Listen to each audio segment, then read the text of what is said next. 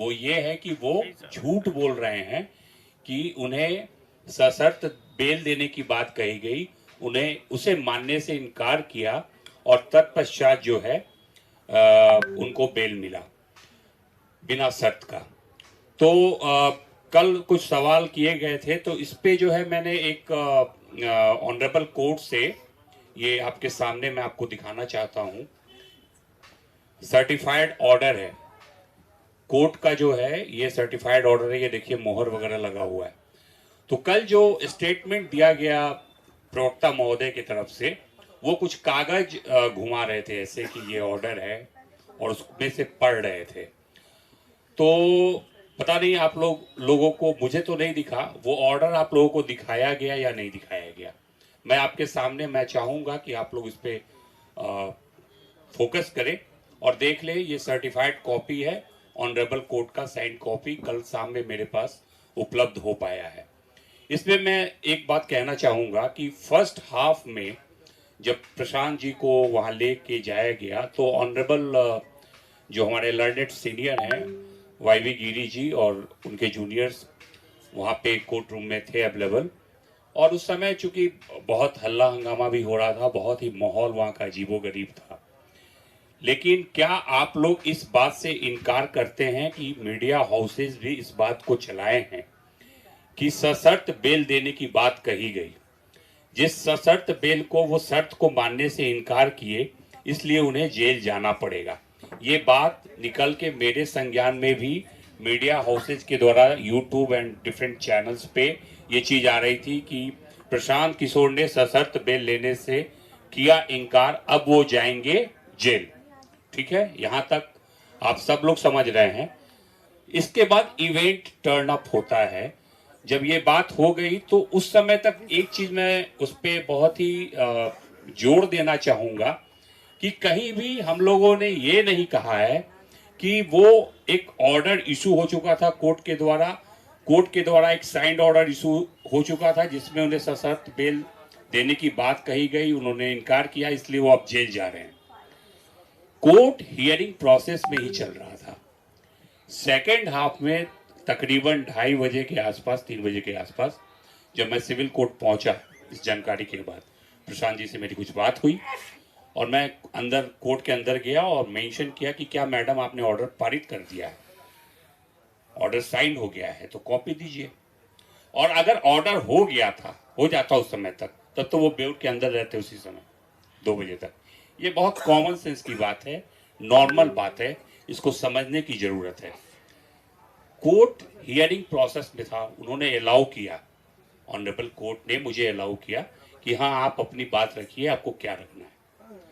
तब मैंने उन्हें बताया कि जैसा कि आप देख रहे हैं कि इसमें जो भी चार्जेस लगे हुए हैं, सेक्शन 190, 191 क्लॉज 2, 191 क्लॉज 3 एंड 223, ये सब के सब अवेलेबल हैं। मैक्सिमम जो प्रोविजन है इसका पनिशमेंट का, वो 191(3) में है। और सुन के आप लोगों को बड़ी हंसी आएगी, ये कहता है राइटिंग विद डेडली वेपन्स। तो आप सभी लोग कवर कर रहे हैं पिछले 6-7 दिन से गांधी त्रिमूर्ति के नीचे प्रशांत किशोर जी और बाकी जो भी स्टूडेंट्स या उनके जो भी सपोर्टर्स जनसुराजी लोग वहाँ बैठे हुए हैं, उनमें से किसी के हाथ में आपने एक छोटा डंडा भी देखा है क्या, एक छड़ी भी देखी है क्या? मेरा ये प्रश्न आप लोगों के माध्यम से पूरे जनता को ये इसका बताना पड़ेगा, पुलिस को भी बताना पड़ेगा कि आप जो ये सेक्शन एप्लीकेबल किए हैं, और जैसा आनंद भाई ने कहा, इनसे मैं पूरी तरह से इनके साथ हूँ। इन्होंने बहुत अच्छी बात कही कि डीके बासु के गाइडलाइंस को भी ये लोग नहीं मान रहे हैं। तो अब कैसी पढ़ाई हो रही है, कैसी ट्रेनिंग चल रही है इनकी कि कौन सा सेक्शन लगाना है, कौन सा नहीं लगाना है। राइटिंग विद डेडली वेपन्स, क्या किसी भी स्टूडेंट के हाथ में एक छड़ी तक नजर आई है किसी को? बेचारे बच्चे सुबह 4 बजे कंबल ओढ़े उस कड़ाके की ठंड में खुले आसमान के नीचे पड़े हुए हैं। अगर कंबल और मफलर वेपन है तब तो कमाल है भैया। बिहार पुलिस की नज़र में अगर आप कंबल ओढ़ते हैं और मफलर पहनते हैं तो ये डेडली वेपन्स है। और राइटिंग कहाँ पे दिखा आपको? आराम से सुबह 4 बजे क्या एवरी डे पिछले 2 दिन से 2 रात तो मैं खुद था जिस दिन उनको गिरफ्तार किया गया। अनफॉर्चुनेटली 3 बजे मैं वहां से निकला हूं। तो सब शांतिपूर्वक ढंग से बैठे हुए सत्याग्रह कर रहे हैं और मैं इन तमाम राजनेताओं से आग्रह करता हूं कि कृपया सत्याग्रह मूवमेंट के बारे में एक बार पढ़ लें। गांधी जी की दुहाई बार बार आप लोग देते हैं। सत्याग्रह किस तरीके से होता है और प्रशांत जी का जो आमरण अनशन है वो कैसे उपद्रवित तरीके का था, ये आप बता दीजिए हमको। पहले तो निहत्थे बच्चों पे आप लाठी चलाइए, बेचारे री एग्जामिनेशन की मांग कर रहे हैं। गलती तो आप किए हैं, आपने एडमिट किया है आयोग ने इसको एक तरीके से। The moment you cancel the examination of Bapu परीक्षा केंद्र of 12,000 or perhaps 18,000 students, meaning thereby you admitted your fault कि आप गलती किए हैं। ऐसे ही कर दिएगा 18,000 स्टूडेंट का आपने एग्जामिनेशन कैंसिल। अब आते हैं कोर्ट में, फिर वही प्रोसेस हियरिंग की चल रही थी। ऑनरेबल ने सुना मुझे शांतिपूर्वक ढंग से। मैंने उनसे रिक्वेस्ट किया कि देखिए ये सारे के सारे सेक्शंस बेलेबल सेक्शंस हैं और इस शख्स को कोर्ट पुलिस थाने में कायदे से बेल मिलनी चाहिए, कॉन्स्टिट्यूशनल राइट है। तो वहां बेल नहीं मिला, तो जब इनका राइट का वायलेशन हुआ है तो मैडम आप सशर्त बेल क्यों दे रही हैं? जो पुलिस ने नहीं किया वो काम आप कर दीजिए, मेरी रिक्वेस्ट है। इसको उन्होंने सुना, काफी टाइम लिया।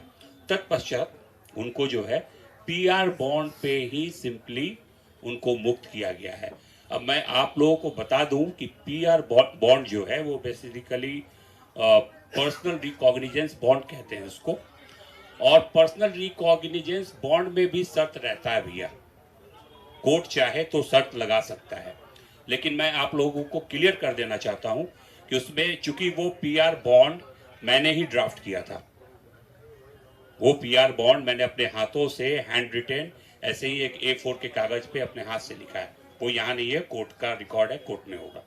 उसमें 4 बातें मैंने लिखी है। अब आप बताइए कि क्या वो शर्त है या फिर वो तथ्य है। पहली बात उसमें जो लिखी गई कि I M accused in this case, मैं इस केस में अभियुक्त हूँ, मतलब 5/2025 गांधी मैदान PS केस। तो क्या ये बात शर्त है कि तथ्य है कि मैं इस केस में अभियुक्त हूँ? वो अभियुक्त थे, लिखा उन्होंने। दूसरी बात जो लिखी गई उसमें यह लिखी गई कि I am being enlarged on bail by this honourable court, इस कोर्ट के द्वारा मुझे जमानत पर मुक्त किया जा रहा है। ये शर्त है या तथ्य है, ये आप डिसाइड कीजिए, ठीक है। तीसरी बात जो लिखी गई वो ये लिखी गई, I will cooperate the police in investigation and face the trial. मतलब मैं बिहार पुलिस को अगर वो इन्वेस्टिगेट करते इस मैटर को तो उसमें सहयोग करूंगा, और अगर ट्रायल चलता है, विचारण चलता है, तो मैं कोर्ट में अपीयर होऊंगा। तो ये भी क्या शर्त है? क्या कोई भी भारत का नागरिक या भारत के संविधान को मानने से जो इनकार करेगा वही बोलेगा कि हम पुलिस को इन्वेस्टिगेशन में मदद नहीं करेंगे, और अगर मेरे अगेंस्ट ट्रायल चलेगा तो मैं इसको फेस नहीं करूंगा। ये कोई हार्ड एंड क्रिमिनल ही इस तरह का बात कर सकता है, एक टेररिस्ट ही इस तरह का बात कर सकता है। चौथा बात मैंने लिखा, अगर मैं ट्रायल नहीं फेस करूंगा और मैं पुलिस को कोऑपरेट नहीं करूंगा तो मैं 25,000 रुपया सरकार को दूंगा। तो आप लोग खुद ही डिसाइड कीजिए कि इसमें से कौन आपको शर्त लगता है। उनको ट्रायल तो फेस करना पड़ेगा, प्रशांत किशोर हो चाहे कोई भी हो। अगर आपके विरुद्ध FIR लॉन्च हुआ है, गलत या सही माननीय न्यायालय डिसाइड करेगा, ट्रायल चलेगा, जजमेंट होगा, नहीं संतुष्ट होंगे अपील में जाएंगे, higher forums are there, high court are there, supreme court is there, तो वो तो न्यायालय ही डिसाइड करेगा। तो इस PR बॉन्ड पे, और अच्छा दूसरी बात एक जो निकल के आ रही है वो कल उसी जो प्रवक्ता महोदय ने कहा, उसमें उन्होंने कहा कि उनको थाने से बेल दिया जा रहा था, उन्होंने लेने से इनकार किया। आप सभी को पता है कि उनके विरुद्ध जो है केस इंस्टीट्यूट हुआ है वो गांधी मैदान थाने में हुआ है। आप लोग उनके गाड़ी के पीछे पीछे थे, वहीं से हम लोग को भी पता चला है बैठे बैठे अपने कार्यालय में। तो आप हमको ये बताइए कि गांधी मैदान त्रिमूर्ति से उठाने के बाद उनको गांधी मैदान थाने कब ले जाया गया? This is the question of jurisdiction. Gandhi मैदान थाना अगर उठाएगा तो गांधी मैदान थाने में ही बेल मिलेगा उनको, पीआर बॉन्ड पे ही सही, गांधी मैदान थाने। तो मेरे हिसाब से उनको गांधी मैदान थाने नहीं ले जाया गया, एम्स ले जाया गया, फतुआ ले गए भैया। मतलब जैसा मुन्ना जी बोल रहे थे, ये बड़ा हास्यास्पद है। पीएमसीएच यहाँ है, उसको दे आर क्लेमिंग कि इंडिया का सबसे बड़ा हॉस्पिटल बना रहे, वहां नहीं ले गए, आप ले जाते हैं उनको कहाँ, फतुआ। और क्या इश्यूज थे मेडिकल से पर्टेनिंग, आनंद भाई ने बहुत अच्छे से बता दिया। डर तो रहेगा ही ना, पता नहीं कौन सा निडल घुसा दोगे, क्या कर दोगे, तुम्हारा कोई ठीक नहीं है। तो वो एक बात है कि आप जो हैं क्या गांधी मैदान थाना ले गए, पहली बात। दूसरी बात, बेऊर जेल में जाते हुए वीडियो है, हमारे पास है वीडियो वहाँ का, वो आपको हम दिखा देंगे। जो डीएसपी साहब का स्कॉर्पियो है, थाने की गाड़ियाँ हैं, जेल के अंदर ले गए ये लोग। यहाँ भी जब ये क्लियर हो गया, क्योंकि Prashant ji was not sure, बाहर पुलिस जब उनको ले गई, उनके हाथ में माइक थमा दी कि ये भीड़ हमसे कंट्रोल नहीं होगा, या तो ये उग्र बच्चे कुछ कर डालेंगे और फिर बदले की मतलब कार्रवाई में हमें गोली चलाना पड़ेगा। तो वो अपना जो है माइक उनको थमा दिया कि आप इनको कंट्रोल कीजिए। अब आप समझिए इस बात को, पहले आनंद जी को बोला गया एम्स में, तो इनको भी बिठा दिया गया अलग गाड़ी में, नहीं आप भी अंडर अरेस्ट हैं। तो वहां पे वो बजाबते बच्चों को शांत किया है, ये सब चीज देखने की है। उसके लिए आपने एफआईआर कर दिया कि वहां पे वो उपद्रव मचा रहे थे। आप लोगों ने देखा है वहां पे कौन क्या उपद्रव मचा रहा था। आप कहां लेके गए वहां से उनको, और किस ऑथोरिटी से, without getting the remand order, आप किस ऑथोरिटी से उनको जेल लेके गए। जब आप कोर्ट में ले आए थे, अगर मान लीजिए उनको बेल ग्रांट हुआ था, हम उन्हीं की बात करते हैं, तो फिर आप वहां से कहां लेके गए, क्यों लेके गए। उनको तो वहां से फ्री हो जाना चाहिए था, हम लोग माला वाला पहना के ले आते उनको। कहां लेके गए, ये प्रश्न है। ये क्लियर है, वीडियो भी है, आप बोलेंगे तो हम दिखा देंगे वहां का, कि बेऊर जेल के अंदर ले जाया गया। और आप लोग के माध्यम से मैं कहना चाहूंगा कि वो तमाम ऑफिसर्स और जितने भी कर्मी थे पुलिस के, जो प्रशांत जी के साथ थे, उनका मोबाइल लोकेशन जो है स्पेसिफिक 4 बजे से 6 बजे तक का पुलिस के पास होगी। पुलिस निकाले इसको और आपके बीच रखे कि वो कहाँ गए थे। बेऊर जेल में गए हैं, बेऊर जेल से निकल के बेऊर थाने के गेट तक आए हैं, जहां मैंने खुद उनको रिसीव किया है, और फेसबुक पे मैंने फोटो भी डाला है एट द मोमेंट। वहां से निकलते हुए कुछ मीडिया के भाई बंधु वहां थे, जब बेऊर से बाहर हम लोग निकल रहे थे इनोवा से, ललन से थे हमारे साथ, तो वो फ्लैश वगैरह कैमरा कहीं ना कहीं है वो, ठीक है। बेऊर थाने के अंदर भी ले जाया नहीं गया। चौथी इंपॉर्टेंट बात, इस ऑर्डर में लिखा हुआ है कि आईओ ने अपने डायरी में लिखा है कि प्रशांत किशोर ने अपना मेडिकल एग्जामिनेशन कराने से इनकार किया, ये बात लिखी हुई है। दूसरी बात ये लिखी हुई है कि अरेस्टिंग मेमो को साइन करने से इनकार किया, लेकिन उनके अधिवक्ता के कहने पे उन्होंने अरेस्टिंग मेमो पे साइन किया। लेकिन जो सबसे इंपॉर्टेंट बात है वो ऑब्जर्वेशन लर्नेड कोर्ट का है, और इन वर्बेटिम में पढ़ देना चाहूंगा, सुन लीजिए। This accused has been produced before court from police custody. This matter pertains to section 191(2), 191(3), 190 and 223 of BNS, which are available in nature. The next line is very important. It is a matter of great surprise that there is no version of police. ये बहुत आश्चर्य की बात है कि police का कोई version नहीं आया है। What? With regard to the circumstances, उन परिस्थितियों को लेकर, अंडर विच, जिसके तहत द accused petitioner, मतलब कि Prashant Kishor, was not released on bail by the police.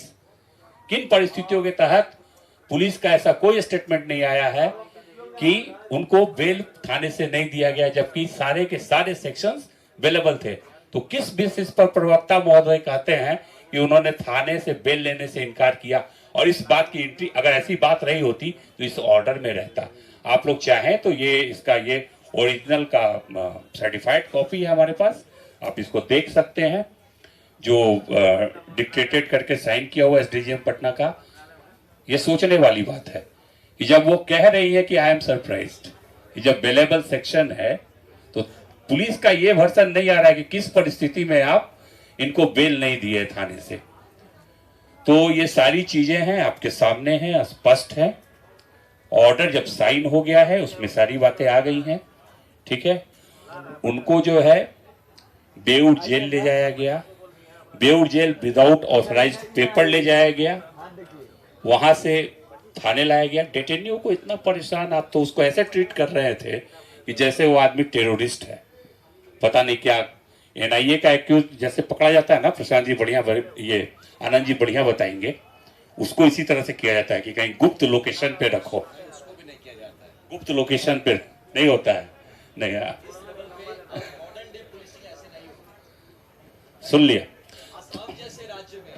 Assam जैसे राज्य में ऐसी पुलिस ऐसे नहीं करती है। वहां पे इस कदर, मतलब मैं अटरली सरप्राइज हूं कि बिहार जैसा राज्य जो इतना पुराना है, इस कदर यहाँ का जो पुलिसिंग व्यवस्था खत्म हो चुकी है। मैं बता रहा हूँ, जो बेसिक एकदम, जब पहला दिन आप जाते हैं ना, तब आपको डीके बासु गाइडलाइन पढ़ा दिया जाता है कि भैया ये तुम्हारी बेसिक जिम्मेदारी है, इसके ऊपर ही अब कानून पढ़ो। कानून बाद में, पहले ये जान लो कैसे खुद को पेश करना है। और याद रखिए कि ये अगर प्रशांत किशोर जी के साथ हो सकता है, तो बिहार का कोई बच्चा, कोई महिला, कोई वृद्ध सिक्योर नहीं है। यह पुलिस की दादागिरी है सीधा सीधी, कि अपने आप को ढक के, अरे इतना दम है तो कम से कम नाम तो दिखाओ, हो कौन, रैंक्स तो बताओ, आप हो कौन, बता दिया जाएगा, बता दिया जाएगा।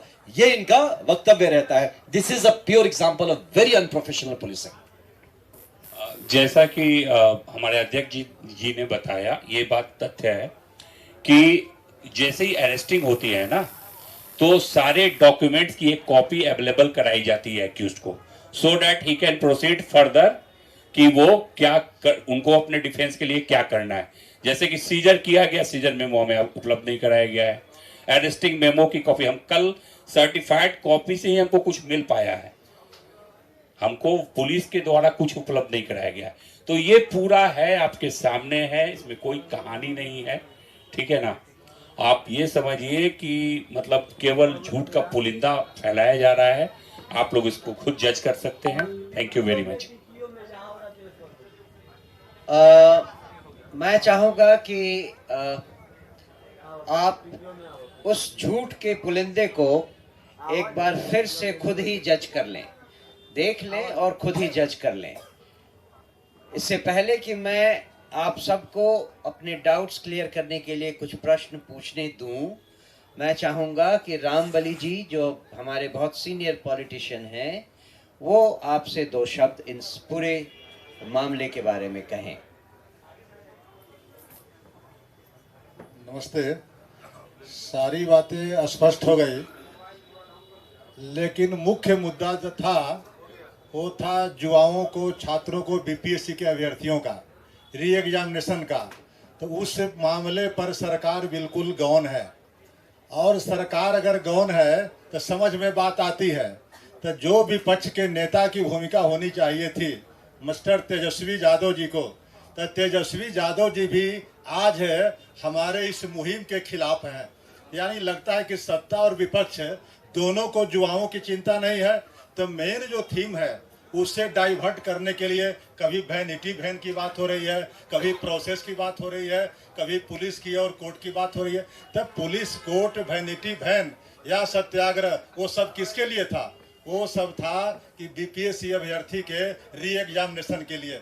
उसके लिए प्रशांत जी आज भी अनशन पर बैठे हुए हैं। ठीक है, अपना इलाज करा रहे हैं, आईसीयू में हैं। इलाज से जब मुक्त हो जाएंगे तो फिर कोई सार्वजनिक जगह पर अनशन स्टार्ट करेंगे, फिर सब आप लोगों को बता दिया जाएगा। लेकिन मुख्य जो मुद्दा था वह मुद्दा जहां के तहां है। इसलिए मेरा कंसर्न और आप तमाम लोगों का कंसर्न होना चाहिए कि जो विद्यार्थियों का भविष्य है, जो अभ्यर्थियों का भविष्य है, वह आज भी अधर में लटका हुआ है। इस पर जल्दी से जल्दी सरकार को और विपक्ष को अपना स्टैंड जो है क्लियर करना चाहिए।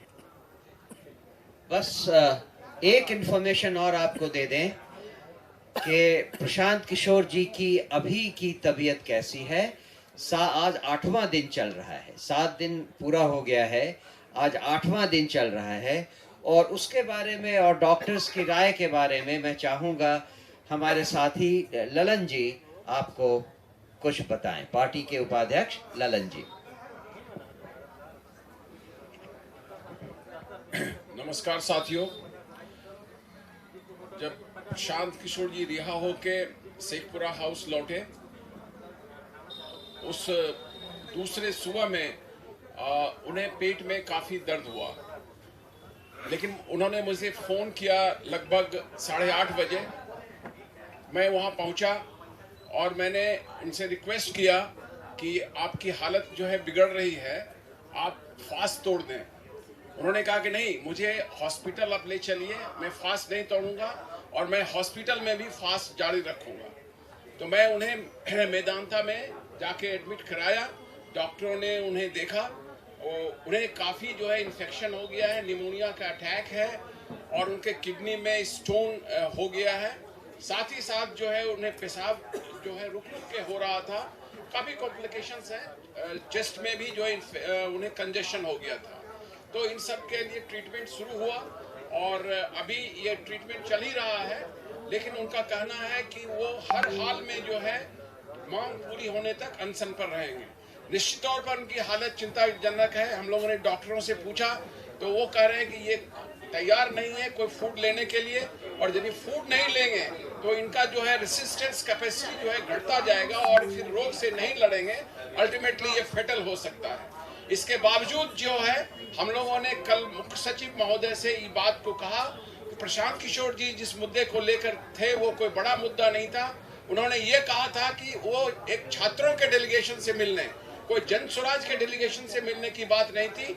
उनकी बात को सुन लें और सुनने के बाद आपको जो करना है वो कीजिए, और इतनी सी छोटी सी बात नहीं मानी गई। और प्रशांत जी का कहना है कि जब तक ये बात नहीं मानी जाएगी वो अनशन पर रहेंगे, वो देखेंगे, वो अपने लाइफ को भी इसमें जो है इन डेंजर में लगा दिए हैं। तो मैं आप सबों से ये अपील करता हूँ कि सरकार से ये मांग की जाए कि इस तरह से जो छोटा सा मुद्दा है इनको मांग ले और जिससे प्रशांत जी जो है अनशन तोड़ दें, नहीं तो वो अभी भी जो है अपने हॉस्पिटल में अनशन जारी रखे हुए हैं और ये जारी रहेगा।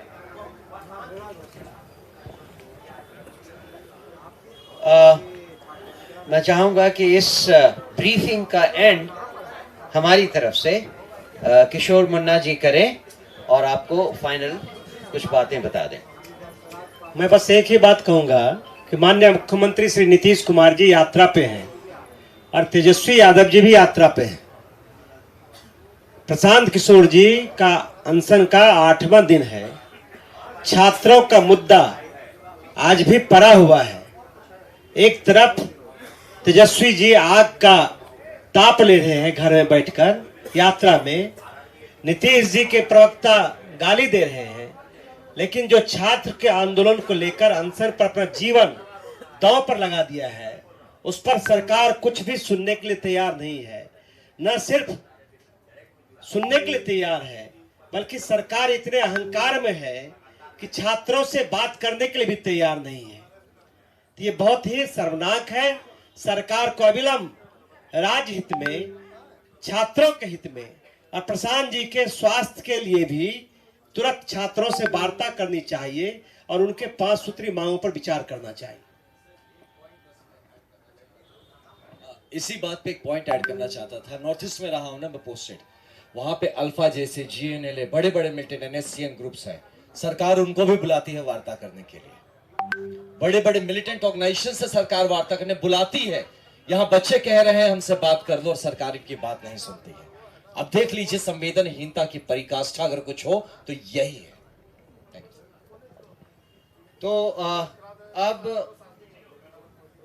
तो अब आपके प्रश्नों का इंतजार है और आप प्रश्न पूछने के समय ये बताएं कि आप किससे प्रश्न पूछ रहे हैं। मुन्ना जी, आपने कहा कि 1000 करोड़ का सौदा हुआ है बीपीएससी में, क्या सबूत है, कोई साक्ष्य है क्या? और दूसरा सवाल है आपसे एक सवाल ठीक है, दूसरा प्रश्न। ये मैं नहीं कह रहा हूं, ये गांव-गांव में चर्चा हो रही है। यदि 1000 करोड़ रुपए का डील नहीं होता और हम ही से प्रमाण मांगा जा रहा है तो आप तो सरकार में हैं, कोई सिटिंग जज से आप जांच करवा लीजिए, और यदि 1000 करोड़ रुपया घोटाला नहीं हुआ है तो आप हम पर कार्रवाई कीजिए। ये तो मैं नहीं कहता हूं, बिहार के गांव-गांव में चले जाइए, जो छात्रों का आंदोलन तेज हुआ है तो ये परसेप्शन बना है कि इसमें बड़ा घोटाला हुआ है, बड़े बड़े लोग इसमें लगे हुए हैं, बड़ा बड़ा मछली फंसा हुआ है, इसलिए सरकार जांच नहीं करवाना चाहती। लेकिन सरकार तो ये कह रही है, बार बार कह रही है, जैसा अभी आपने कहा खुद कि सरकार ये कह रही है कि सबूत वो दें। अगर वो सबूत देते हैं, हम दूसरे दिन इस पर जो है इसको तुरंत जो है बीपीएससी को हमने सरकार को सबूत भी दिया है, लेकिन सरकार ने उस सबूत के आधार पर कार्रवाई नहीं की है। हम उसके लिए माननीय न्यायालय का भी दरवाजा खटखटाने के लिए तैयार हैं, और हमने सबूत के आधार पर बात किया है। अध्यक्ष जी, आप लोग कह रहे हैं कि जाती हुई है, आपके पास 1 करोड़ सदस्य हैं, तो आप लोग इंतजार किस बात का कर रहे हैं? रोड पे क्यों नहीं उतर रहे हैं? यही तो अंतर है। आप जिन लोगों की बात कर रहे हैं वो रोड पर उतरते हैं, सत्याग्रही रोड पर नहीं उतरते हैं। भाई, आपका नेता हॉस्पिटल में वही तो मैं कह रहा हूं, अगर आपका नेता कुछ होता है ऐसा तो आप तो बिहार को जला के राख कर देते, है कि नहीं? तो यही तो अंतर है जनसुराज में और किसी और पार्टी में। कब तक इंतजार करेंगे आप? जब तक हमारी मांग पूरी नहीं हो जाती, हम सत्याग्रह का रास्ता नहीं छोड़ेंगे। मैं आनंद जी से रिक्वेस्ट करूंगा, वो कुछ और बातें आपसे कहना चाह रहे हैं। जो बेउर वाला इंसिडेंट था, जहां से कि पहले कोर्ट में जाके जिस कदर आपने देखा कि भीड़ बनी, इतना भीड़, तो यहाँ पुलिस व्यवस्था चरचर कैसे थी कि एक आप कोर्ट के सिक्योरिटी के लिए आपका सफिशिएंट अरेंजमेंट नहीं था। आप सुबह से लेके एक आदमी को घुमा रहे हैं, ये सोच के ना कि भाई बड़ा आदमी है ये, जहां जाएंगे वहां बहुत लोग आ जाएंगे। अगर ऐसा है, कोर्ट ले जा रहे हैं, तो आपकी व्यवस्था क्यों चरचर थी? और वहां पे भीड़ ऐसा कि वहां से सारे ऑफिसर्स भाग गए। वो एक ऐसा सिचुएशन हुआ कि प्रशांत जी को जब वहां से निकाल के बेउर ले जाने लगे तो वहां सारे ऑफिसर गायब। और जब लोगों ने पूरी तरह से घेर लिया, आप लोग के भी कुछ सदस्य वहां पे थे, तो अपना पीए सिस्टम देते हैं, सरकारी व्यवस्था उनको देते हैं कि प्रशांत जी आप लीजिए, हमसे ही नहीं संभल में आ रहा भीड़, आप संभालिए। यानी भरोसा भी, अक्यूज भी प्रशांत जी और बचाने वाले भी प्रशांत जी ही होंगे।